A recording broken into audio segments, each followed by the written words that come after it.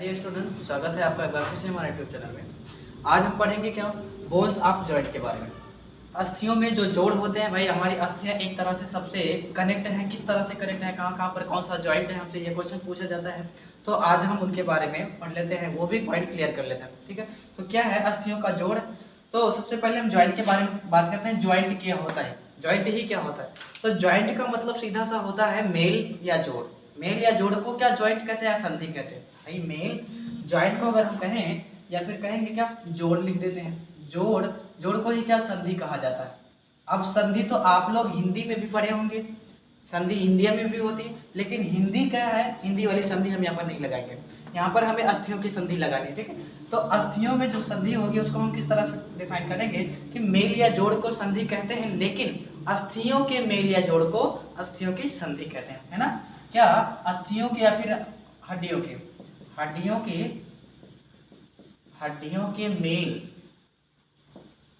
Mail या जोड़ को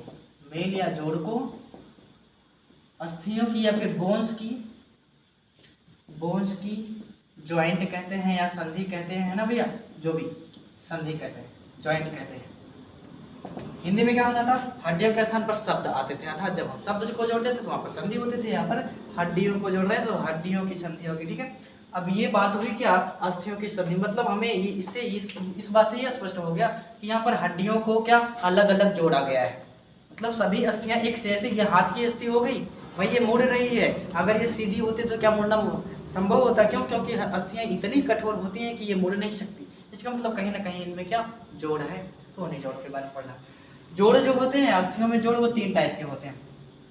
अस्थियों में जो जोड़ होते हैं वो 3 टाइप के होते हैं। कितने? 3 टाइप के जोड़ होते हैं। तो पहला जो जोड़ होता है उसको कहते हैं पूर्ण संधि। क्या? पूर्ण संधि। उसके बाद दूसरा जो होता है उसको अपूर्ण संधि। फिर उसके बाद तीसरा जो होता है उसको अचल संधि कहते हैं। क्या? अचल संधि। अच्छा देखो, पूर्ण को हम चल भी कह सकते हैं। क्या? चल संधि भी कह सकते हैं। पूर्ण को चल संधि भी कहते हैं। अपूर्ण को अचल, अर्धचल, अचल नहीं, अर्धचल संधि भी कह सकते हैं। बाकी ये अचल संधि तो है। अगर चल और अचल के रूप में हमें याद करना तो बहुत ही सिंपल है। एक चलने वाली है और एक थोड़ा कम चलने वाली है और एक एकदम नहीं चलने वाली है। मतलब यही 3 प्रकार की संधियां हमारे हड्डियों में लगी हुई हैं। ठीक है, अब हमें इन सब के बारे में पढ़ना है। क्यों? क्योंकि यहाँ से अभी क्वेश्चन हमारा पूरा नहीं हो पाएगा, हम जवाब नहीं दे पाएंगे। तो जवाब दे पाएंगे तब जब इनके बारे में जान लेंगे।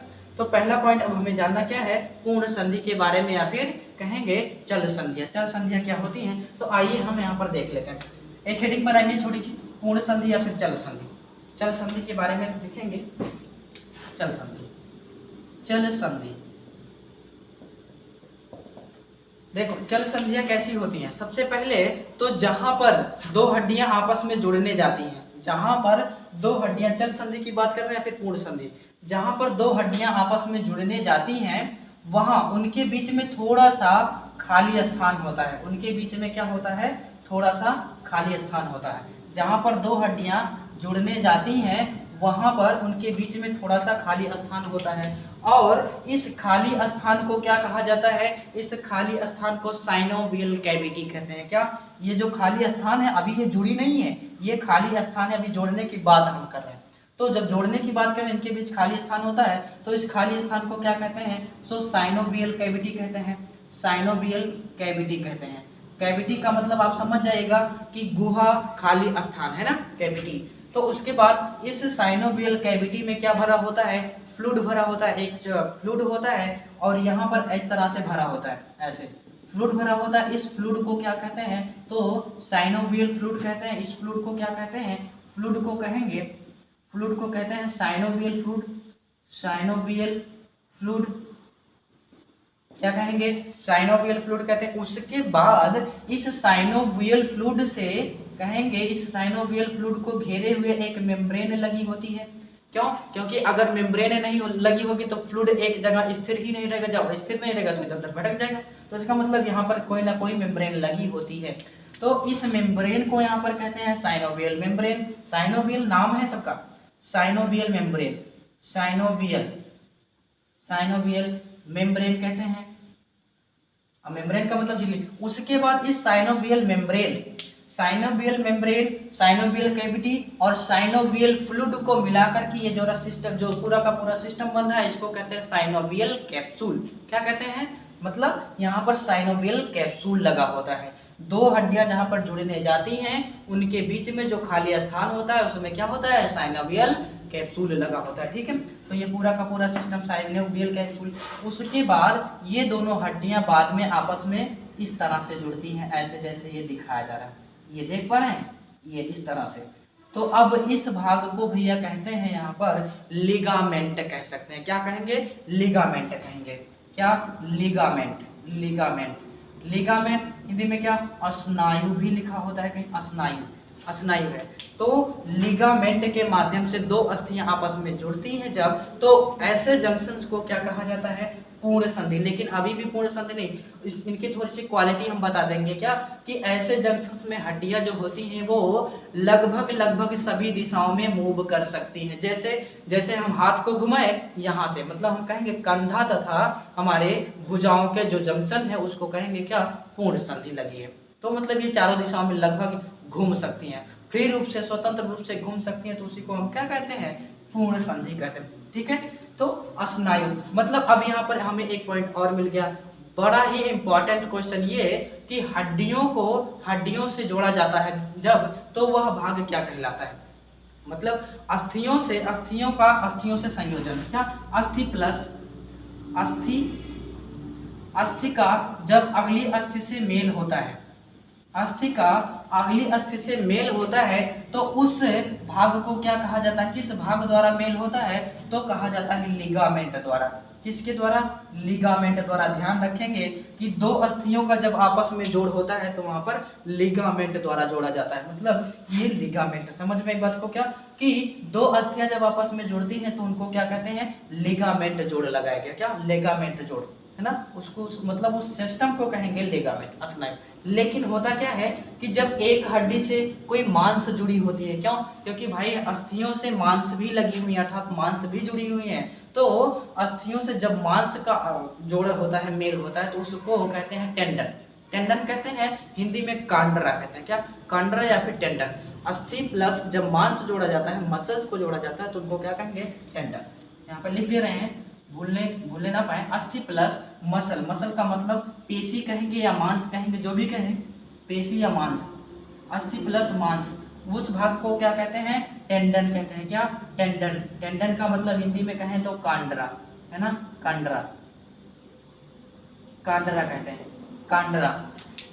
अस्थि और में पेशी या फिर मांस के जोड़ को क्या कहते हैं? टेंडन कहते हैं। अस्थि से जोड़ लिगामेंट कहलाता है।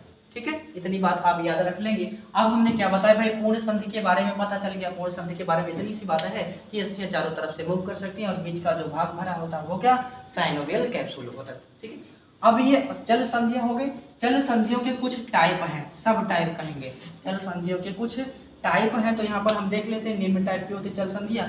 पहली है बाल तथा सॉकेट जॉइंट। क्या? बाल एंड सॉकेट जॉइंट, बाल एंड सॉकेट जॉइंट, बाल एंड सॉकेट जॉइंट। अच्छा, जब हम अस्थि पढ़ा ही रहे थे तो ये बताया था कि अस्थियां किन किन से बनी होती हैं, या फिर अस्थि जो होती हैं वो एक संयोजी ऊतक होती है, और संयोजी ऊतक को ही कंकाल ऊतक कहा जाता है।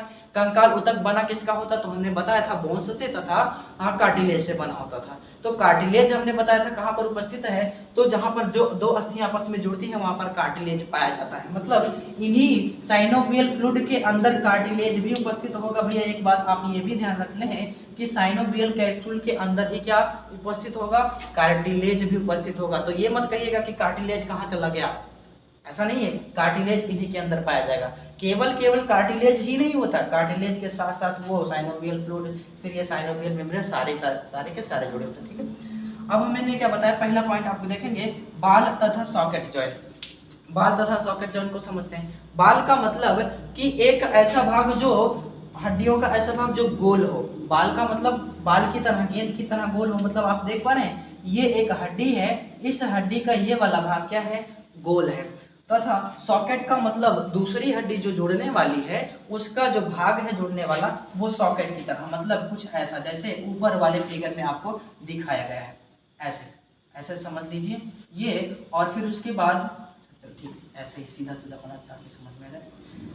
ये बाल की तरह, उसके बाद जो जुड़ने वाला भाग है वो सॉकेट की तरह कैसा हो, वो सॉकेट की तरह, एक सॉकेट की तरह स्पष्ट हो रहा हो।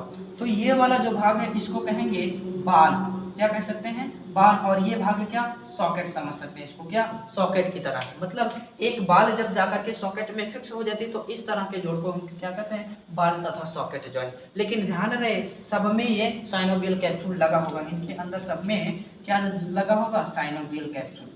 तो ठीक है, बाल तथा सॉकेट जॉइंट समझ में आए क्या, कि एक हड्डी का जो लास्ट सिरा जुड़ने वाला है वो गोल होता है, जबकि दूसरी जुड़ने वाली हड्डी का सिरा मतलब गहरा धंसा हुआ होता है, गहरा धंसा हुआ एक सॉकेट की तरह होता है। तो इस तरह से ऐसे जोड़ को क्या कहा जाता है, बाल तथा सॉकेट जॉइंट। और इस जोड़ की जो खास विशेषता होती है, ऐसे जोड़, ऐसे हड्डियों के जोड़ चारों दिशाओं में जहां चाहे आप घुमा सकते हैं, मोड़ सकते हैं, चारों दिशाओं में चाहे जहां घुमा सकते हैं। ठीक है, तो अब यहाँ पर एग्जाम्पल आपसे क्या पूछा जाता है, एग्जाम्पल पूछा जाता है। एग्जाम्पल ही इंपॉर्टेंट है यहाँ पर, जोड़ जंक्शन के बारे में आपको क्या याद रखना है, तो एग्जाम्पल याद रखना है। तो हम एग्जाम्पल आपको देते हैं।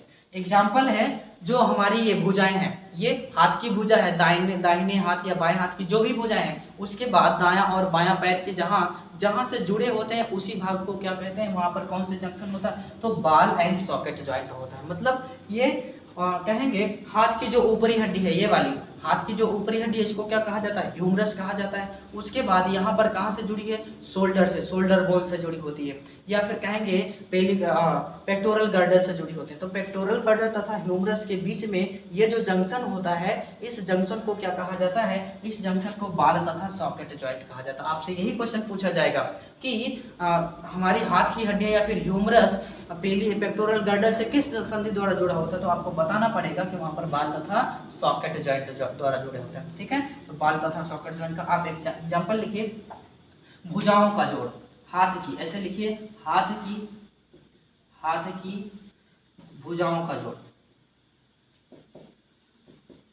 भुजाओं का जोड़, भुजाओं का कंधे से जोड़, ऐसे लिखेंगे, है ना, कंधे से जोड़, कंधे से जोड़।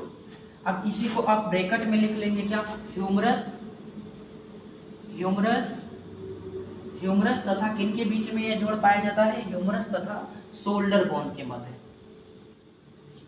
शोल्डर बोन कहेंगे, अथवा क्या कहेंगे, पेक्टोरल गर्डल, क्या कहेंगे, पेक्टोरल गर्डल के मध्य, पेक्टोरल गर्डल,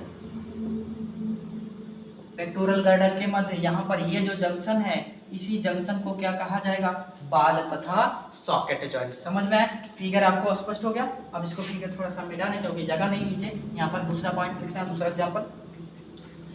एग्जाम्पल देखेंगे। हाँ, अब हमने बता दिया कि हाथ की भुजा, मतलब ये हाथ भी जुड़ा होगा, यहाँ पर नहीं, अभी हम कोहनी की बात नहीं, ये कोहनी है, केवल हम शोल्डर की, जहाँ से ये पूरा का पूरा हाथ जुड़ा है उसकी बात कर रहे हैं। इसका मतलब यहाँ पर भी वही जोड़ा होगा जी, बिल्कुल यहाँ पर भी वही जोड़ा है। उसके बाद जो हमारे पैर जुड़े हुए हैं, कहाँ से, पेलिक गर्डल से जुड़े हुए हैं, श्रोणी मेखलाओं से जुड़े हुए हैं। तो श्रोणी मेखला तथा फीमर के मध्य जो जंक्शन उपस्थित है उसी को क्या कहा जाता है, बाल तथा सॉकेट जॉइंट। आप पैर को भी क्या इधर उधर चारों दिशाओं में जहां चाहे घुमा सकते हैं, हाथ को भी जिधर चाहे उधर घुमा सकते हैं, लेकिन हम कह रहे हैं कि क्या आप इस मतलब इस भाग को, जिसको रेडियस तथा अल्ना भी कहा जा सकता है, इस भाग को क्या चारों दिशाओं में घुमा सकते हो, कभी नहीं हो सकता, केवल एक ही दिशा में घूमेगी, जैसे ये मूव कर रहे हैं। ठीक है, तो यहाँ पर दूसरा एग्जाम्पल आप देखोगे, पेलिक गर्डल से, पेलिक गर्डल से जंघास्थि का जोड़,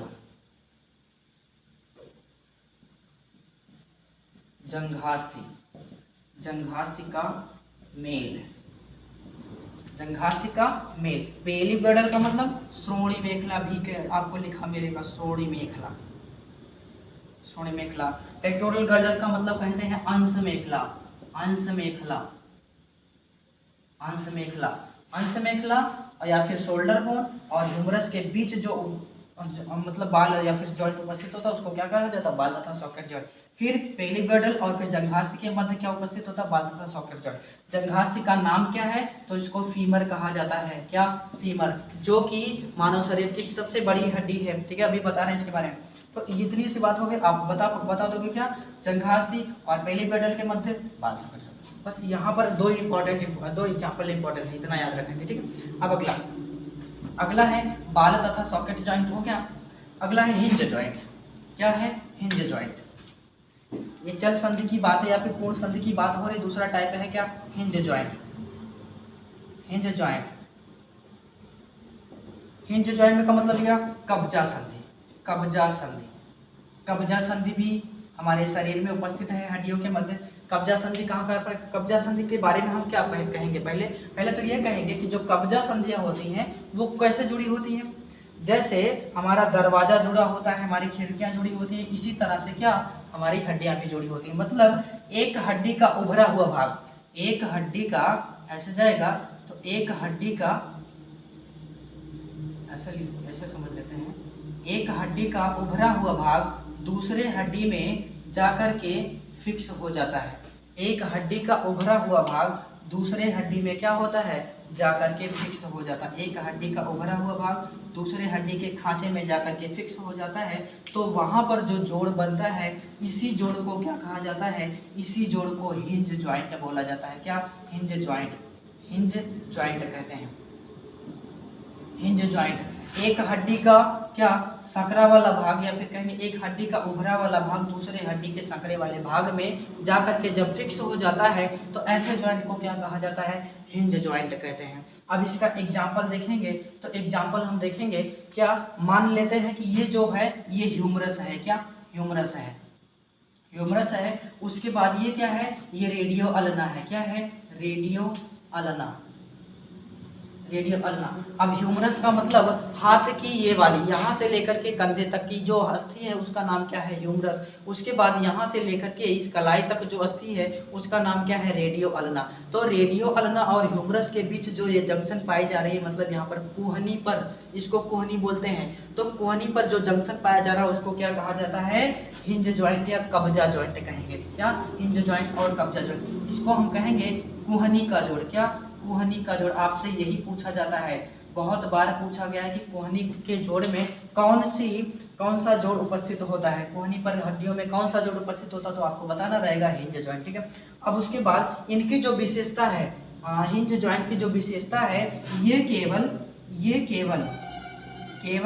एक ही दिशा में मूव कर सकती हैं, एक ही दिशा में मूव कर सकती हैं, मूव कर सकती हैं। क्या समझे, दरवाजा देखे हो आप, खिड़की देखे हो, केवल एक ही दिशा में मूव कर सकती है। ऐसा नहीं दरवाजे को ऊपर नीचे भी उठाया जा सकता है, नहीं, दरवाजे को क्या केवल इस दिशा में, मतलब इस तरह से खोला जा सकता है, बंद किया जा सकता है। एक जगह फिक्स है, उसके बाद इस तरह से ऐसे खोला जा सकता है, बंद किया जा सकता है। ऐसे ही हाथ की ये रेडियस तथा अल्ना और ह्यूमरस के बीच देखेंगे तो इस तरह से इसको घुमाया जा सकता है। बाकी ऐसा नहीं है कि इसको इधर घुमा करके किया जा सकता है, इसको ऊपर घुमा करके किया जा सकता नहीं, ऊपर तो जाएगी लेकिन यहाँ से उठेगी, ठीक है। तो यहाँ पर ये केवल एक ही दिशीय जोड़ होता है, इसको क्या कहा जाता है, कब्जा संधि। कब्जा का मतलब आप समझ गए होंगे, ठीक है।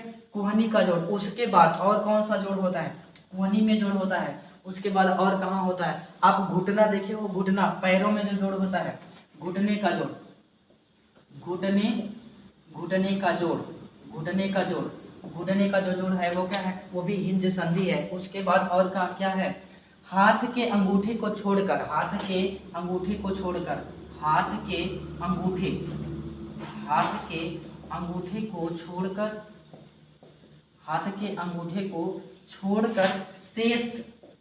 शेष सभी अंगुलियों का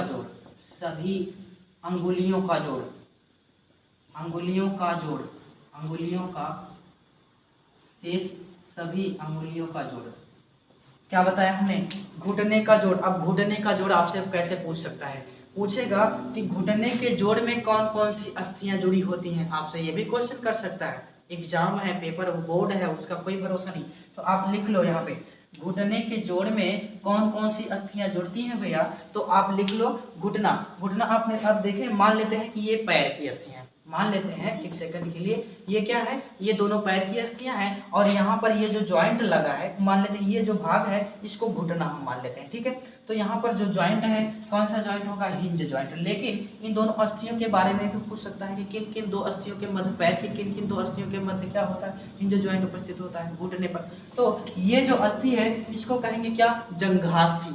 जंघास्थि ही तो कहा जाता है, मतलब कहा जाएगा, ये क्या है, ये जंघास्थि है, जंघास्थि। और जंघास्थि को फीमर भी कहा जाता है, फीमर, जंघास्थि को फीमर। उसके बाद ये जो है, ये अस्थियां हैं, ये पैर की टांग वाली अस्थियां हैं, इसको क्या कहेंगे, टांग की अस्थियां। टांग में कौन कौन सी अस्थियां होती हैं, तो टांग में आप देखेंगे टीबियो तथा फीबुला अस्थियां होती हैं, क्या, tibia and फीबुला, tibia and फीबुला, tibia and fibula अस्थियां होती हैं। तो इन अस्थियों के मध्य कौन सा जोड़ उपस्थित होता है, हिंज जॉइंट उपस्थित होता है, किस भाग पर, घुटने पर, ठीक है। घुटने पर किन किन अस्थियों के मध्य, फीमर तथा टिबिया एंड फिबुला के मध्य कौन सा जोड़ उपस्थित होता है, तो ये हिंज जॉइंट उपस्थित होता है। उसके बाद हमने कहा अगला, हाथ के अंगूठे को छोड़कर। देखिए भाई, हाथ का अंगूठा, ये एक तो एक ही अंगूठा और दूसरा ये, दाएं और बाएं दोनों हाथ के अंगूठे को छोड़ देंगे, बाकी की जितनी शेष अंगुलियां बची हुई हैं, बाकी की जितनी 18 अंगुलियां हैं पैरों और हाथों के मिलाकर के, सब में हिंज जॉइंट उपस्थित होता है। जैसे इसको देखें या फिर इस भाग को देखें, तो ये केवल एक ही दिशा में मूव कर सकती हैं। ऐसा नहीं है कि इसको आप उधर भी घुमा सकते हो, ऐसा नहीं है कि इसको इधर भी घुमा सकते हो, ऐसा कभी नहीं हो सकता। यहाँ पर हिंज जॉइंट लगा। उसके बाद देखें कि यहाँ पर ऐसा है कि केवल एक ही दिशा में इसको घुमाया जा सकता है, इनके मध्य क्या, एक ही दिशा में इनको घुमाया जा सकता है। यहाँ पर भी हड्डी का जोड़ है, तो यहाँ पर एक ही दिशा में घुमा, ऐसा नहीं है कि इसको इधर घुमा देंगे, तो यहाँ पर भी क्या, हिंज जॉइंट है। अंगूठे में क्यों नहीं है, तो अंगूठा देखेंगे, अंगूठा हम जिधर चाहें उधर घुमा सकते हैं, जिधर चाहें उधर घुमा सकते हैं भैया। यहाँ पर दूसरा जॉइंट आ जाता है, यहाँ पर दूसरा, ध्यान देंगे तो यहाँ पर हिंज जॉइंट नहीं होता अंगूठे के मध्य, ठीक है। तो इतना बात है, इतनी बात आपको लिखना होगा हिंज जॉइंट में। अब अगला देखें, अगला है, अगले को हम कहते हैं भैया कील जॉइंट या फिर पीवोट जॉइंट भी कहेंगे, क्या, pivot joint, pivot joint, pivot joint, pivot joint, कील जॉइंट, कील जॉइंट, कील जॉइंट है। पीवोट जॉइंट के बारे में देखेंगे, पीवोट जॉइंट क्या होता है, हाँ, पीवोट जॉइंट का मतलब आप समझ गए होंगे, कील वाला भाग, मतलब ऐसा जोड़ जहाँ पर कील उपस्थित, कील की तरह कुछ जोड़ उपस्थित हो, है ना, वहीं पर पीवोट जॉइंट होगा। तो हमने बताया था जब हम क्या पढ़ रहे थे, जब हम पढ़ रहे थे उसके बारे में, मेरुदंड के बारे में, तो वहाँ पर आपको बताया था। तो हमने बताया क्या, मेरुदंड या ग्रीवा, ग्रीवा की जो अस्थियां होती है, गर्दन की जो अस्थियां होती हैं, तो गर्दन की अस्थियों के ऊपर वाला भाग, गर्दन की अस्थियों के ऊपर वाला भाग, या फिर सरल भाषा में आप ये समझिए, गर्दन से जो हमारी खोपड़ी जुड़ी होती है, गर्दन से मान लेते हैं कि ये क्या है, ऊपर क्या है, खोपड़ी है, ऊपर क्या है, ऊपर खोपड़ी है, ठीक है।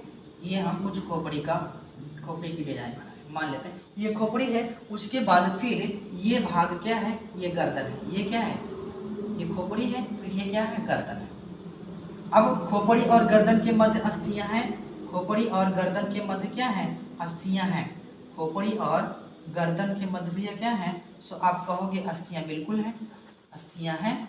तो यहाँ पर अस्थियों का जोड़ होगा कुछ किसी ना किसी विधि से, ठीक है, अस्थियों का जोड़ होगा, तो बिल्कुल अस्थियों का जोड़ है, ठीक है। ये खोपड़ी हमने मान लिया, ये गर्दन, पीवोट जॉइंट की बात कर रहे हैं। अब खोपड़ी और गर्दन के मध्य, खोपड़ी को जब आप हिलाते हो तो देखते हो जिधर चाहो उधर घूम जाती है, पीछे नहीं घूम पाती है, मतलब आपकी खोपड़ी पीछे डायरेक्ट नहीं घूम पाती, लेकिन होता क्या है कि आप इधर चाहो इधर भी घूम सकती है, इधर भी घूम सकती है, 90, 180 ये सब डिग्रियां घूम सकती है। लेकिन वो किस विधि द्वारा, किस जोड़ के द्वारा, वहां पर कैसा जोड़ होता है, वहां पर पीवोट जॉइंट होता है। मतलब आप दिखा रहे हैं आपको, ये एक कील की तरह अस्थि होती है, उसके बाद एक अस्थि ऐसी होती है जो कि सॉकेट की तरह होती है, वही सॉकेट ऐसे कुछ होती है। हम समझ लेते हैं कि ये मान लेते हैं कि ये पीवोट वाला कील अस्थि है, और कील अस्थि को यहाँ पर हम कहते हैं क्या, इस कील अस्थि को या फिर इसको कील अस्थि भी कहेंगे, कील अस्थि समझने के लिए कह सकते हैं, लेकिन इसका नाम जो है, इसका नाम है एक्सिस, इसका नाम क्या है, एक्सिस, एक्सिस है। एक्सिस किसकी अस्थि है, तो गर्दन की अस्थि है। उसके बाद यहाँ पर दूसरी अस्थि होती है एक ऐसे, ये क्या है, एक्सिस, उसके बाद ये दूसरी अस्थि इसी में आकर के इस तरह से खोपड़ी, जो कि खोपड़ी से फिक्स होती है और आकर के इसी में फिक्स हो जाती है इस तरह से। अब क्या, आप खोपड़ी घुमाओगे घूमेगी, खोपड़ी घुमाओगे घूमेगी, इस तरह से ऐसे घूम सकती है, खोपड़ी घूम सकती है। तो वहां पर इन दो अस्थियों के मध्य मतलब खोपड़ी और गर्दन के मध्य जो ज्वाइंट होता है उसको कहते हैं भैया पीवोट ज्वाइंट या कील ज्वाइंट, है ना, पीवोट ज्वाइंट और कील ज्वाइंट। तो कील अस्थि को हमने बताया एक्सिस, लेकिन जो खोपड़ी से संबंधित ये वाली अस्थि सॉकेट की तरह होती है, इस अस्थि को कहा जाता है एटलस। इस अस्थि को क्या कहा जाता है, एटलस कहा जाता है। इस क्या कहा जाता है, एटलस अस्थि। एटलस अस्थि ऐसा कुछ सॉकेट की तरह होती है जो कि एक्सिस वाली अस्थि में जाकर के फिट हो जाती है और खोपड़ी के साथ संयोजित होकर खोपड़ी को क्या करती है, घुमाती है। तो ऐसे जोड़ को क्या कहते हैं, पीवोट ज्वाइंट। मतलब खोपड़ी तथा गर्दन के मध्य जो ज्वाइंट उपस्थित होता है उसको कहते हैं क्या, पीवोट ज्वाइंट। ठीक है, तो आप बता दोगे खोपड़ी और गर्दन के मध्य कौन सा ज्वाइंट उपस्थित होता है, पीवोट ज्वाइंट। ठीक है, बस इतनी सी बात है पीवोट ज्वाइंट के बारे में। अगला टाइप है सैडल ज्वाइंट। सैडल ज्वाइंट अगला टाइप है सैडल ज्वाइंट। सैडल ज्वाइंट क्या देखेंगे, सैडल ज्वाइंट। सैडल ज्वाइंट, अब ये सैडल ज्वाइंट का मतलब सैंडल नहीं कहेंगे, सैडल। सैडल ज्वाइंट भी बाल तथा सॉकेट ज्वाइंट के जस्ट लगभग बराबर होता है। कैसे, बाल तथा सॉकेट ज्वाइंट के तरह। मतलब इसको हम इसका फिगर कुछ इस तरह से बनाते हैं, देखिए बाल तथा सॉकेट ज्वाइंट के लगभग बराबर होता है ऐसे कुछ, बाल तथा सॉकेट। लेकिन होता क्या है कि इस मिलने वाली जुड़ने वाली हड्डी का जो बाल है वो कम विकसित होता है, तथा जो ये मिलने वाली दूसरी हड्डी है सॉकेट की तरह, उसका जो सॉकेट वाला भाग है वो भी कम विकसित होता है। क्या, ये दोनों कम विकसित होते हैं, लेकिन इनके मध्य कार्टिलेज तो पाया जाएगा, साइनोवियल कैप्सूल पाया जाएगा। अब होता क्या है कि इनके मध्य ये जो भाग है ये इसी दोनों पर फिसलते हैं। क्या, फिसल सकते हैं, मूव कर सकते हैं। क्या होगा कि इन्हीं के मध्य फिसल सकते हैं या फिर क्या होगा, मूव कर सकते हैं। क्या बताएंगे आप, मूव कर सकते हैं। मतलब ये भी जो ज्वाइंट है ये किसके लगभग समान है, ये लगभग समान है किसके, बाल तथा सॉकेट ज्वाइंट के। बाल एंड सॉकेट ज्वाइंट के लगभग समान है, लेकिन ये बाल कम विकसित होता है। यहाँ पर क्या, बाल जो होता है वो कम विकसित होता है और सॉकेट भी कम ही विकसित होता है। क्या, कम विकसित होता है। अब ऐसी स्थिति में बस ये केवल अस्थियां मूव करेंगी, मतलब सरकेंगी, ऐसा आपको मालूम पड़ेगा। मतलब एग्जाम्पल आप समझ लीजिए, एग्जाम्पल जो है वो हाथ के अंगूठे के मध्य ये जॉइंट उपस्थित है। क्या, हाथ के दोनों अंगूठों में सैडल जॉइंट होता है। क्या, सैडल जॉइंट। अब आप देखो अंगूठे को ऐसे ऐसे हिला करके देखो, आपको तुरंत मालूम पड़ जाएगा कि यहाँ पर अस्थियां कहीं ना कहीं फिसलती दिख रही है। लेकिन कहाँ पर फिसलती हैं, तो भैया यहाँ पर नहीं फिसलती हैं, यहाँ पर फिसलती हैं। ध्यान देंगे, यहाँ पर फिसलती हैं, यहाँ पर फिसलती हैं। तो यहाँ पर फिर से आपसे क्वेश्चन पूछ सकता है, क्या भाई, एक तो आपने बता दिया सैडल जॉइंट कहाँ पर लगा होता है, तो हाथ के दोनों अंगूठों में होता है सैडल जॉइंट। लेकिन कहाँ पर होता है, अंगूठों में कहाँ पर होता है, तो देखेंगे कि ये भाग जो है ये अंगूठे का मेटाकार्पल्स है। ये क्या है, अंगूठे का मेटाकार्पल्स हड्डी है और यहाँ पर जिस पर ये सरक रहा है उसको कार्पल्स हड्डी कहा जाता है। क्या, कार्पल्स। तो कार्पल्स तथा मेटाकार्पल्स के मध्य जो जॉइंट उपस्थित होता है उसी को कहते हैं क्या, सैडल जॉइंट। उसी को क्या कहते हैं, सैडल जॉइंट। तो यहाँ पर हम लिखेंगे अंगूठे के कार्पल्स तथा मेटाकार्पल्स के मध्य, मेटाकार्पल्स के मध्य, किसके, कार्पल्स, ये हड्डी है, ये भी हड्डी है, ये भी हड्डी है, कार्पल्स भी हड्डी है और मेटाकार्पल्स भी हड्डी। आपको हमने बता दिया मेटाकार्पल्स यहाँ से लेकर के यहाँ तक होता है, उसके बाद ये अंगुली है, ध्यान देना, ये अंगुली है, ये मेटाकार्पल्स है। मेटाकार्पल्स तथा कार्पल, यहाँ पर एक छोटी सी, इसको हम कह देते हैं क्या, ये कार्पल है, ये क्या है, कार्पल है, कार्पल्स है। लेकिन ये क्या है, ये मेटाकार्पल है, मेटाकार्पल, ऐसे समझिए। मतलब क्या है कि अंगूठा इस वाले भाग पर, मतलब कहेंगे कार्पल्स वाले भाग पर ऐसे ऐसे चलता है, फिसलने की आपकी तरह ऐसा कुछ आवाज आती है या फिर फिसलता हुआ महसूस होता है, वही भाग को हम क्या कहते हैं, सैडल जॉइंट। अब सैंडल तो फिसलेगा ही बरसात में, ऐसे कुछ समझ लेना, ठीक है। उसके बाद अगला है gliding joint. Gliding joint, gliding joint अभी पूरा नहीं हुआ, पूर्ण जॉइंट अभी पूरा नहीं हुआ, ध्यान देंगे। पांचवा प्रकार है उसका, क्या पांचवा टाइप है gliding joint. Gliding joint, gliding joint को ग्लाइडिंग जॉइंट ही कहेंगे। अब ये जो जॉइंट होता है भैया, ये कहाँ पर उपस्थित होता है, तो हमने देखा, हमने क्या सब कुछ देख लिया कि यहाँ पर घुटने पर कैसा जोड़ होता है, फिर उसके बाद कोहनी पर, घुटने पर, फिर अंगुलियों में कैसा जोड़ होता है, अंगूठे पर कैसा जोड़ होता है, तो ये उसके बाद खोपड़ी में कैसा जोड़ होता है, कंधे पर कैसा जोड़ होता है, तो ये सब सारी चीज़ें हमने देख ली हैं, हमने सारी चीज़ें देख ली हैं। लेकिन अभी क्या, अभी ये चीज़ बची हुई है, देखो कि एक कलाई, कलाई जो जुड़ती है हमारी इससे, किससे जुड़ती है, तो हम कहेंगे कि रेडियस तथा अल्ना से जो जुड़ती है। कलाई जो जुड़ती है वो रेडियो और अल्ना से जुड़ती है, वहाँ पर जो जंक्शन होती है वो कैसा जंक्शन होता है, ऐसा पूछा जाता है। तो ग्लाइडिंग जॉइंट, क्या ग्लाइडिंग जॉइंट उपस्थित होता है कहाँ पर। अच्छा, ये हिंदी विज्ञान की भाषा में इसको आप हथेली मत समझेंगे, ये कलाई है, ये रेडियो और अल्ना है। रेडियो और अल्ना तथा कलाई के मध्य जो जॉइंट उपस्थित होता है उसको भैया कहते हैं क्या, उसको ग्लाइडिंग जॉइंट कहते हैं, क्या ग्लाइडिंग जॉइंट, ठीक है। तो यहाँ पर आप लिखो ग्लाइडिंग जॉइंट के मतलब क्या, कि ग्लाइडिंग जॉइंट रेडियो अल्ना, हाथ की, एग्जाम्पल ही लिखिए, केवल एग्जाम्पल, हाथ की, हाथ में, ऐसे लिखिए, हाथ में रेडियो अल्ना, रेडियो अल्ना ये हड्डी का नाम है, तथा कार्पल्स के मध्य, तथा कार्पल्स के मध्य, क्या रेडियो अल्ना तथा कार्पल्स के मध्य जो जोड़ उपस्थित होता है उसी को क्या कहते हैं, ग्लाइडिंग जॉइंट। इसी तरह से पैर में देखेंगे, पैर में क्या टीबियो तथा फिबुला, टीबियो तथा fibula, tibio fibula, tibio fibula, tibio fibula तथा टॉर्सल्स में, टॉर्सल्स के मध्य, किसके मध्य, टॉर्सल्स के मध्य, किसके मध्य, टॉर्सल्स के मध्य, टॉर्सल्स के मध्य। हाँ, हमने बताया है कि आपकी ये टांग वाली हड्डी क्या कहलाती है, वो उसका नाम है टिबिया तथा फिबुला। उसके बाद यहाँ पर जैसे पैर जुड़ा होता है तो पैर के मध्य यहाँ पर टार्सल्स जुड़े होते हैं, उनके मध्य जो जोड़ होता है वो भैया ग्लाइडिंग जॉइंट होता है, क्या ग्लाइडिंग जॉइंट। ग्लाइडिंग जॉइंट अब बता देंगे कहाँ कहाँ पर उपस्थित होता है, तो हार्ट की ये रेडियो अल्ना तथा कार्पल्स के मध्य जो जोड़ उपस्थित होता है उसको कहते हैं क्या, ग्लाइडिंग जॉइंट। उसके बाद पैर की टिबिया फिबुला और उसके बाद टार्सल्स के मध्य जो जोड़ उपस्थित होता है उसको आप क्या कहेंगे, वहां पर भी ग्लाइडिंग जॉइंट उपस्थित होता है।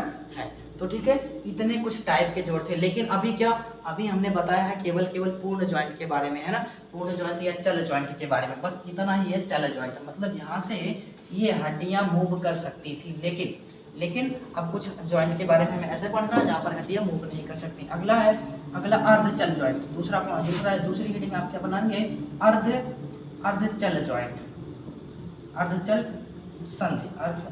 संधि लिखेंगे।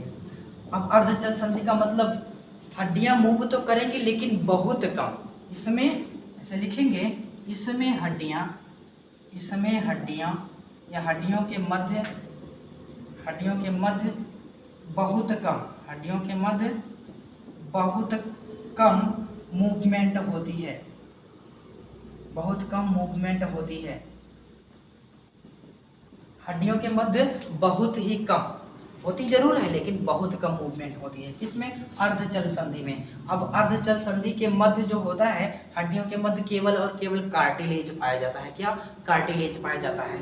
ये हम कहेंगे साइनोवियल कैप्सूल नहीं होता, केवल और केवल कार्टिलेज पाया जाता है। ध्यान देंगे, अर्धचल संधि में जब दो हड्डियां आपस में जुड़ने लगती हैं, अर्धचल संधि में जब दो हड्डियां आपस में जुड़ने लगती हैं तो वहां पर हम कहेंगे केवल और केवल भैया कार्टिलेज पाया जाता है, क्या केवल और केवल कार्टिलेज पाया जाएगा। क्या बताओगे, केवल और केवल कार्टिलेज पाया जाता है, केवल और केवल कार्टिलेज पाया जाता है।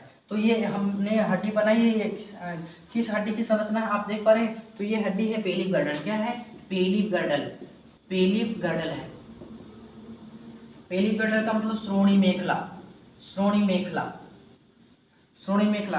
अब श्रोणी मेखला से ही यहाँ से आपका कौन सा भाग जुड़ा होता है, तो हम कहेंगे यहाँ से ये हमारे जांघ की अस्थियां जुड़ी होती हैं, क्या यहाँ से जांघ की अस्थियां जुड़ी होती हैं, समझ जाएंगे। ये क्या है, जांघ की अस्थि का नाम क्या है, यहाँ पर फीमर है, और ये भी क्या है, ये भी फीमर है, ठीक है। तो यहाँ पर ये जो ज्वाइंट है आप देखो, इसको नहीं देखना है, इसको तो हमने बता दिया कि यहाँ पर बाल तथा सॉकेट ज्वाइंट होता है, लेकिन यहाँ पर इन दोनों श्रोणि मेखलाओं के मध्य, इन दोनों, अच्छा इसको, इस भाग को भी प्यूबिस कहा जाता है, क्या, प्यूबिस, इस भाग को भी प्यूबिस कहा जाता है, और इस भाग को भी प्यूबिस ही कह सकते हैं, क्या, प्यूबिस। प्यूबिस किसका, पेलिक गर्डल या श्रोणि मेखला के इन दोनों हड्डियों को प्यूबिस कह सकते हैं। लेकिन श्रोणि मेखला में भैया 3 हड्डियां होती हैं, ध्यान देंगे, श्रोणि मेखला में कितनी हड्डियां होती हैं, 3 अस्थियां होती हैं। श्रोणि मेखला में कितनी अस्थियां होती हैं, तो 3, लेकिन श्रोणि मेखलाएं कितनी होती हैं, तो 2, प्यूबिस तथा प्यूबिस हमने लिख दिया, ठीक है। श्रोणि मेखलाएं कितनी होती हैं, एक ये, दूसरी ये।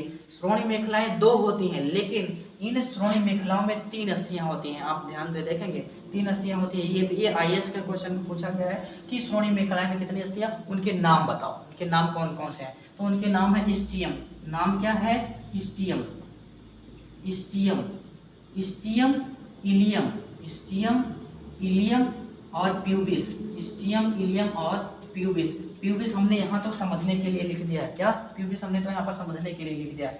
इस्चियम, इलियम तथा प्यूबिस, ये तीनों किसकी अस्थियां हैं, तो श्रोणि मेखला या पेलिक गर्डल्स की अस्थियां, ध्यान देंगे। तो यहाँ पर ये जो जोड़ उपस्थित होता है, इसी जोड़ को ही क्यों कहते हैं, क्या, अर्धचल संधि, यहीं पर ही केवल पाया जाता है अर्धचल, अर्धचल संधि केवल यही, मतलब यहाँ पर पेलिक गर्डल के मध्य भी मूवमेंट होती है, अस्थियों में मूवमेंट होती है, लेकिन बहुत कम होती है। तो इनके जोड़ों के मध्य केवल कार्टिलेज पाया जाता है। अच्छा इसको भी मिटा देंगे थोड़ा सा, इन जोड़ों में केवल, जोड़ों के मध्य आप लिख लेंगे, जोड़ों के मध्य केवल कार्टिलेज पाया जाता है। कार्टिलेज का मतलब उपास्थि पाई जाती है, और केवल उपास्थि के पाए जाने के कारण ही ये अस्थियां बहुत ही कम मूव करती हैं। अगर साइनोवियल कैप्सूल पाया जाता तो बहुत ज़्यादा मूव करती है, जैसे हाथ पैर ये सब अस्थियां, ठीक है।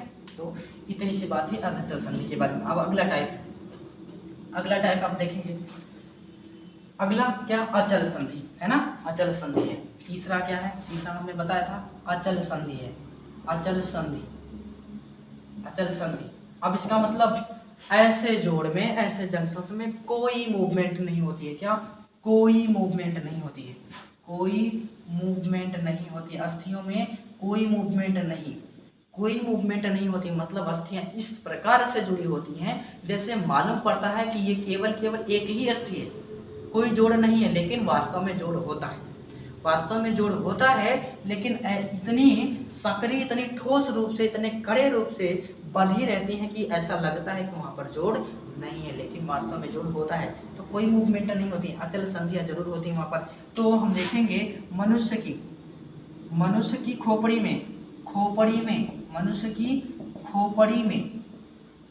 में जो विभिन्न 29 अस्थियां होती हैं खोपड़ी में, तो उन 29 अस्थियों के मध्य भाई सभी अलग अलग होती हैं, हमने बताया था। तो सभी अस्थियां क्या, अलग अलग होती हैं, अलग अलग अस्थियों को जोड़ने के लिए भी वहाँ पर जॉइंट उपस्थित होते हैं, लेकिन उन जॉइंट में कैसा, अचल संधियां होती हैं, ठीक है। तो खोपड़ी में अचल संधि होती है, क्या, अचल संधि होती है, ठीक है। तो खोपड़ी में कैसा, अचल, जैसे ऑक्सीपिटल के मध्य, पैराइटल के मध्य, फेमर के मध्य, नेजल, बोमर, ऑक्सीपिटल, ये सभी, इन सभी अस्थियों के मध्य कैसा जंक्शन होता है, आप बताओ, क्या, अचल संधियां होती हैं। लेक्रामल का नाम सुना है, लेक्रामल भी अस्थि है, क्या, इसी खोपड़ी की अस्थि है, लेकिन उसमें कोई मूवमेंट नहीं होता है। नेजल कोई मूवमेंट नहीं। मैंडिबल, हाँ मैंडिबल, एक बात याद आ गई, मैंडिबल आप ध्यान से देखेंगे मैंडिबल के बारे में, मैंडिबल भी खोपड़ी की ही अस्थि है, ध्यान से समझेंगे। मैंडिबल क्या है, मैंडिबल क्या है, खोपड़ी की अस्थि है। मैंडिबल क्या, खोपड़ी, मतलब इसको हम कहेंगे निचला जबड़ा, इसको कह सकते हैं क्या, निचला जबड़ा।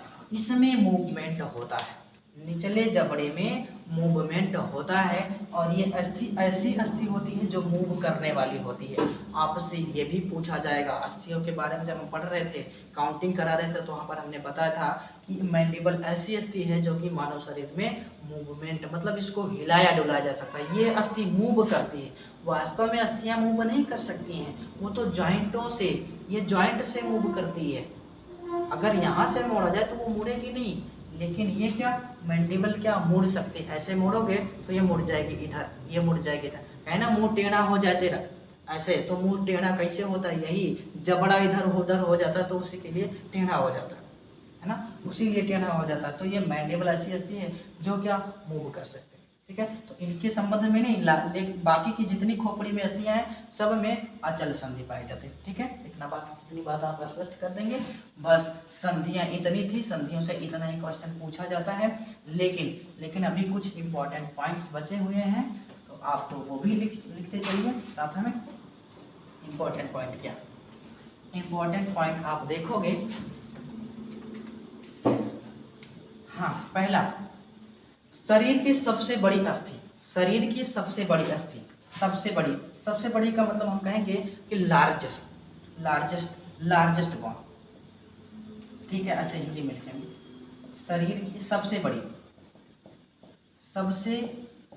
अस्थि, सबसे बड़ी अस्थि कौन सी है, तो जांघ की अस्थि है। क्या, कौन सी अस्थि है, जांघ की अस्थि, जंघास्थि जिसको कहते हैं, मतलब फीमर है, फीमर कैसी अस्थि है, इसको जंघास्थि भी कहा जाता है। क्या, जंघास्थि सबसे बड़ी। अच्छा, सबसे लंबी की बात की जाएगी फिर भी यही है, सबसे लंबी अस्थि अगर पूछा जाए फिर भी आप क्या बताओगे, फीमर ही बताओगे। क्या, फीमर। लंबी और बड़ी की बात पूछा तो भी आप क्या बताओगे, फीमर बताओगे। उसके बाद दूसरा पॉइंट, सबसे छोटी अस्थि, क्या, सबसे छोटी अस्थि, ह्यूमन बॉडी की बात कर रहे हैं, मानव शरीर की सबसे छोटी अस्थि, तो सबसे छोटी भैया अस्थि कान में पाई जाती है। कान में कहाँ पर पाई जाती है, कान की अस्थि है, तो कान में पाई जाने वाली स्टेपीज है। क्या,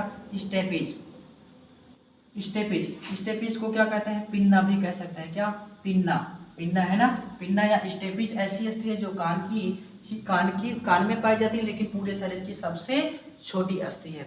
उसके बाद तीसरा पॉइंट है, सबसे पतली अस्थि। क्या, सबसे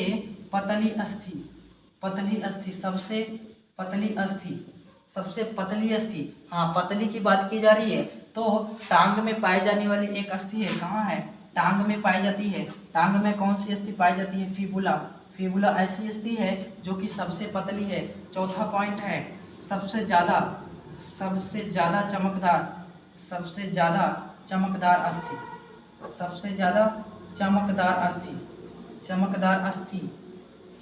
चमकदार अस्थि, ये भी फेबुला ही है। फेबुला पतली और चमकदार दोनों है, क्या, फेबुला पतली और चमकदार दोनों है। जंघास्थि, फीमर बड़ी और फिर लंबी दोनों है। ठीक है, उसके बाद अगला पांचवा पॉइंट है, सबसे मजबूत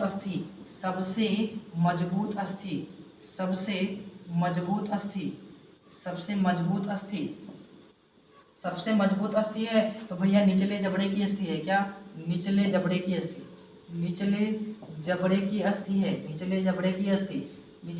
अस्थि का नाम क्या है, मैंडिबल।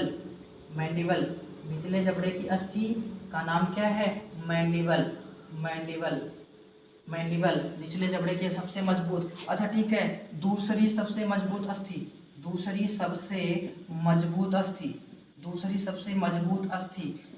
अस्थि के बारे में पूछा जाएगा तो आप बताओगे फीमर है। क्या, फीमर। जंघास्थि दूसरी सबसे बड़ी मजबूत है। सबसे बड़ी मजबूत या सबसे ज्यादा मजबूत कौन सी है, निचले जबड़े की अस्थि, मैंडिबल है। ये तो जंघास्थि हो गई। ठीक है, उसके बाद अगला पॉइंट सतवां लिख रहे हैं, सबसे ज्यादा मजबूत, सबसे ज्यादा ये हो गई। उसके बाद मूवेबल बॉन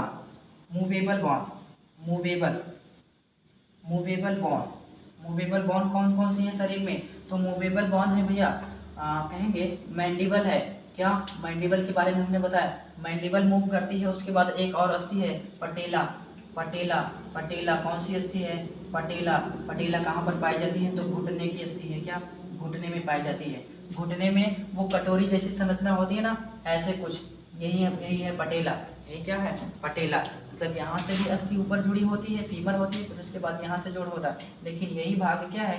ये पटेला है। ठीक है, तो पटेला, पटेले को आप ऐसे ऐसे करके अगर हिलाएंगे तो ये भी ऐसे मूव करेंगे। ठीक है, तो इस अस्थि का नाम क्या है? पटेला। और पटेला कैसी है? मूवेबल अस्थि। ठीक है, तो इतनी बात आप बता देंगे। ठीक है, अच्छा ठीक है। उसके बाद वीकेस्ट, सबसे कमजोर अस्थि, अगला पॉइंट है 8वां, सबसे कमजोर अस्थि, सबसे ज्यादा कमजोर अस्थि, सबसे ज्यादा कमजोर, सबसे ज्यादा कमजोर अस्थि, सबसे ज्यादा कमजोर अस्थि। वे जो छोटी होगी समझ लो वही कमजोर भी है। सबसे ज्यादा कमजोर कौन सी है? जो छोटी है वही कमजोर भी है। जो छोटी है वही कमजोर भी है, मतलब स्टेपिस। स्टेपिस, स्टेपिस क्या है? कमजोर अस्थि है। जो छोटी है वो एक कमजोर भी है। स्टेपिस सबसे छोटी, सबसे कमजोर, सबसे छोटी, सबसे कमजोर। ठीक है, इसके बाद फिर एक और अस्थि है, कान की अस्थि है, उसका नाम क्या है? मैलियस। क्या? मैलियस। मैलियस भी कमजोर है। मैलियस, मैलियस भी कमजोर है। मतलब स्टेपिस तथा मैलियस को किस में रखा गया है? सबसे ज्यादा कमजोर अस्थि में। सबसे ज्यादा छोटी स्टेपिस, सबसे पतली, ये सब इतनी अस्थियां हो गई। क्या? इंपॉर्टेंट बात। लेकिन यहाँ पर एक बात अगर हम आपसे कहें कि जो दांत का इनेमल है, क्या वो अस्थि है या क्या वो अस्थि है? तो वहाँ पर हम अस्थि कह सकते हैं, लेकिन पूर्ण रूप से वो अस्थि नहीं है। पूर्ण रूप से वो अस्थि नहीं, उसको हम कहते हैं कि वो हमारे शरीर का सबसे ज्यादा कठोरतम भाग है। सबसे ज्यादा कठोरतम पदार्थ कौन सा है? तो यहाँ से ये भी कोई कठोर नहीं है, मैंडिबल भी उतनी कठोर नहीं है, लेकिन सबसे ज्यादा जो कठोर होता है वो दांत का इनेमल होता है। आप ध्यान देंगे, शरीर का सबसे ज्यादा कठोर भाग, शरीर का सबसे ज्यादा कठोर भाग दांत का इनेमल है। क्या? दांत का इनेमल। दांत का इनेमल किसका बना होता है? तो भैया कैल्शियम फास्फेट का बना होता है दांत का इनेमल, जिसके क्षरण हो जाने से क्या होता है? दांतों में पानी लगने लगता है। ठीक है, तो ये बातें थी इंपॉर्टेंट और आप लिख लिए होंगे। अगला यहाँ से हम क्या बताएंगे आपको बताएंगे कि अस्थियों में कौन कौन सी बीमारियां हो सकती हैं। अस्थियों में कौन कौन सी बीमारियां हो सकती हैं। अस्थि का यही लास्ट पॉइंट बचा है, पढ़ लीजिए, उसके बाद अस्थियां खत्म हो जाए, स्केलेटल सिस्टम खत्म हो जाए। तो लिखेंगे disease of bone, disease of bone, disease of bone, अस्थियों की बीमारियां। क्या? अस्थियों में होने वाली बीमारियां। पहली बीमारी का नाम हम लिख रहे हैं रिकेट्स। क्या? रिकेट्स। उसके बाद दूसरी देखो ऑस्टियोमलेशिया। तीसरी है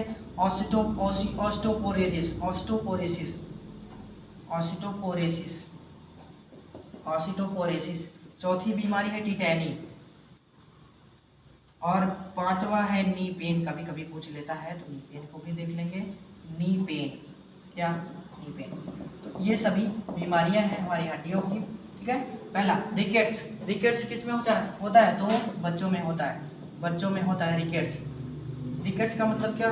बच्चों में होता है। और हड्डियां क्या? सूखी हो जाती हैं। हड्डियां क्या हो जाती हैं? सूखी हो जाती है। इसको सूखा रोग भी कहते हैं। तो अब क्या हड्डियां क्या पतली, कमजोर, सूखी हो जाती हैं किसकी कमी के कारण? तो यहाँ पर आप लिखोगे बच्चों में होता है, सूखा रोग भी कहेंगे। क्या? सूखा रोग। सूखा रोग इसमें क्या होता है? हड्डियां पतली तथा कमजोर हो जाती हैं। पतली तथा कमजोर हो जाती हैं। क्यों? विटामिन डी के कमी के कारण। विटामिन डी की कमी के कारण। ठीक है, बच्चों में विटामिन डी की कमी के कारण से रिकेट्स होता है, लेकिन वयस्कों में विटामिन डी की कमी के कारण से ऑस्टियोमलेशिया होता है। क्या? बच्चों नहीं, वयस्क में विटामिन डी की कमी के कारण से अब इसमें क्या लक्षण होते हैं? वही हड्डियां कमजोर हो जाती हैं, पतली हो जाती हैं। किसमें? वयस्क में। इसको क्या कहा जाता है? ऑस्टियोमलेशिया। मृदुलता आ जाती है। ठीक है। अस्थियों में क्या मृदुता, कमजोरी आ जाती है, किसमें, हड्डियों में, किसके कारण से, विटामिन डी के कारण। विटामिन डी के कारण से ऑस्टियोमैलेशिया वयस्कों में होता है, पुरुषों स्त्रियों में होता है, लेकिन बच्चों में रिकेट्स होता है। उसके बाद ऑस्टियोपोरोसिस क्या होता है, इसमें हड्डियों में क्या हो जाता है, हड्डियों में कह सकते हैं छेद भी हो सकता है। फिर हड्डियों में क्या, हड्डियों में कुब्जता आ जाती है। देखे नहीं आप, किसी अक्सर रीढ़ की हड्डी आप देखे होंगे, कोई व्यक्ति ऐसा मिला होगा जो बूढ़ा या फिर ना कहें कोई बूढ़ा हो, मतलब ऐसा रीढ़ की हड्डी आपको देखने को मिलेगी, वहां पर ऐसा उभार दिखेगा उसके शरीर पर, रीढ़ की हड्डी में उभार दिखेगा, जिसको क्या कहा जाता है, कुब्जता कहा जाता है। मतलब यहाँ पर हड्डियों में क्या आ जाती है, हड्डियों में कुब्जता आ जाती है। क्या, कुब्जता, हड्डियों में कुब्जता आ जाती है, लेकिन किसकी कमी के कारण से, तो आप बताओगे विटामिन डी तथा कैल्शियम। क्या, कैल्शियम, विटामिन डी तथा कैल्शियम। यहाँ पर मेन इंपॉर्टेंट है कैल्शियम, विटामिन डी नहीं भी बताएंगे तो कोई बात नहीं, लेकिन कैल्शियम की कमी के कारण क्या, हड्डियों में क्या आ जाता है भैया, कुब्जता आ जाती है। हड्डियों में क्या, कुब्जता का मतलब आप समझते हैं ना, हड्डियों में कुब्जता का मतलब हड्डियां, रीढ़ की हड्डी में अक्सर क्या हो जाता है, उभार आ जाता है, टेढ़ापन आ जाता है, मतलब वहां पर हड्डियों के टूटने के चांसेस हो जाते हैं, उसी को क्या कहते हैं, कुब्जता। हड्डियों में छेद हो जाते हैं, उसी को क्या, ऑस्टियोपोरोसिस। किसकी कमी के कारण, कैल्शियम, विटामिन डी की कमी के कारण। ठीक है, टिटैनियम भी वही है, कैल्शियम तथा विटामिन डी की कमी के कारण से, कैल्शियम तथा विटामिन डी की कमी के कारण से, विटामिन डी की कमी से टिटैनी हो जाती है। टिटैनी का मतलब क्या है, अस्थियों में अकड़न हो जाती है। क्या, अस्थियों में अकड़न आ जाती है, अस्थियों में अकड़न आ जाती है। ठीक है, अस्थियों में अकड़न, टिटैनी, कैल्शियम तथा विटामिन डी की कमी के कारण। नी पेन भैया बहुत जनरल सी बात है, क्या कि जब घुटने में लैक्टिक एसिड और यूरिक एसिड आकर के जमा हो जाते हैं, तो वही क्या होते हैं, वो उनका मतलब फॉर्मेशन नहीं हो पाता, तो वो दर्द करने लगते हैं। क्या, घुटना दर्द करने लगता है, उसी को कहा जाता है नी पेन। किसके अधिकता के कारण से कहेंगे, lactic acid and uric acid. क्या, यूरिक एसिड, लैक्टिक एसिड और यूरिक एसिड जब घुटने में आकर के इकट्ठा हो जाते हैं, तो वही क्या, पेन का कारण बनते हैं, दर्द का कारण बनते हैं घुटने में। ठीक है, तो घुटने में ये अक्सर क्या हम कहेंगे वृद्धों में होता है, वृद्धावस्था में जब आदमी की शरीर पहुंचने लगता है, तो वहाँ पर ऐसा होता है, लैक्टिक एसिड और यूरिक एसिड आकर के घुटने में जमा हो जाते हैं, नी पेन हो जाता है। तो ये तो कुछ थी क्या, बीमारियों के बारे में, ये इतनी बीमारियां पढ़नी थी आप, क्या, डिजीज की, सॉरी बोन की। इसके अलावा क्या, हड्डियां टूट भी जाती हैं, तो वो तो बहुत से कारण से होते हैं। क्या, व्यक्ति को कहीं गिर गया या फिर कहीं एक्सीडेंट वगैरह में, ये सारी चीज़ें तो टूटने की बात है, तो वो उसको हम बीमारी में नहीं लेंगे, बस बीमारियाँ की तरह है। ठीक है, बस बाकी आप पढ़ते रहिए, इससे ज़्यादा कुछ नहीं है। कंकाल तंत्र आज खत्म है, अब अगला स्टार्ट होगा तो कुछ भी स्टार्ट कर सकते हैं। Subscribe now and press the bell icon. Never miss an update.